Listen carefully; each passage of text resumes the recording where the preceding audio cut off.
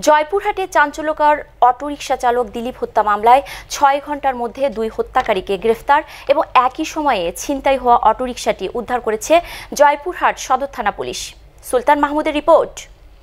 জয়পুরহাট থানার officer in charge Shahed আল মামুনের নেতৃত্বে সঙ্গীয় অফিসার ফোর্স জেলার পাঁচবিবি থানার চানপাড়া এলাকায় অভিযান চালিয়ে অটোরিকশা চালক দিলীপ চন্দ্র বর্মন হত্যার ২ মূল আসামি ইমান আলী ও এনামুল হোসেনকে গ্রেফতার করে এবং হত্যার সময় ছিনতাই হওয়া অটোরিকশা ও তার ব্যবহৃত ফোন উদ্ধার করেন।